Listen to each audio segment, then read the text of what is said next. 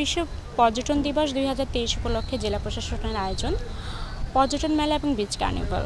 আপনারা জানেন জেলা প্রশাসন সপ্তাহব্যাপী এই আয়োজনটা করেছে এবং এই আয়োজনে আমরা পর্যটন সংশ্লিষ্ট যত কিছু আছে যেটা পর্যটন আকৃষ্ট করে সব কিছু আমরা ফুটিয়ে তুলতে চেষ্টা করেছি। যেরকম কালকে ঘুড়ি উৎসব শুরু হয়েছে, আজকে লাইফ সিকিউরিটি এবং রেস্কিউ সিকিউরিটি এবং সার্ফিং প্রদর্শনীটা হচ্ছে। তো কক্সবাজার সবচেয়ে দীর্ঘতম সমুদ্র সৈকত, আপনারা সবাই জানেন। তো পর্যটক আকর্ষণের অন্যতম কারণ কিন্তু এই সমুদ্র। আর এই সমুদ্রে যখন পর্যটকরা আসেন তো সবচেয়ে গুরুত্বপূর্ণ হচ্ছে পর্যটকের নিরাপত্তা সবার আগে। তো জেলা প্রশাসনের এই আয়োজনের মাধ্যমে আমরা সবাইকে জানান দিতে চাই যে জেলা প্রশাসন পর্যটন বান্ধব এবং পর্যটকের সর্বাধিকার এবং নিরাপত্তা নিশ্চিত করার জন্য আমাদের এই আয়োজন।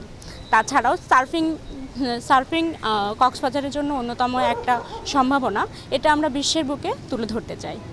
জেলা প্রশাসন এইগুলা নিয়ে ভাবছেন এবং পর্যটনের জন্য যা যা করা লাগে এবং সার্ফিং প্রদর্শনীটা এবং সার্ফিংয়ের প্রতিযোগিতা যেন আমরা করতে পারি এবং সার্ফিংয়ের উন্নতি এবং সবাইকে প্রশিক্ষণ দেওয়ার যে ব্যবস্থাটা, এটা নিয়ে জেলা প্রশাসন ভবিষ্যতে স্টেপ নেবেন এবং বিচ ম্যানেজমেন্ট কমিটি এবং জেলা প্রশাসন সার্ফিং প্রদর্শনী এবং সার্ফিংয়ের প্রতিযোগিতা, যেটার মাধ্যমে সবাই আর কি জানতে পারে এবং সার্ফিং শিখতে পারে, সেটার ব্যবস্থা করার জন্য চিন্তা করছে। আমাদের এই পর্যটন মেলা তো 7 দিনের, আর তার মধ্যে আবার 3 দিন সরকারি ছুটি পড়েছে। তো বিশাল একটা পর্যটকের সমারোহ কক্সবাজারে।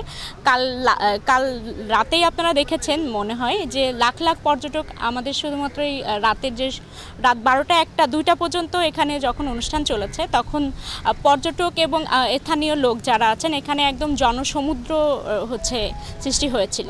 তো এটাতেই বোঝা যাচ্ছে যে আমাদের পর্যটন মেলার সাড়া দিয়েছে সবাই।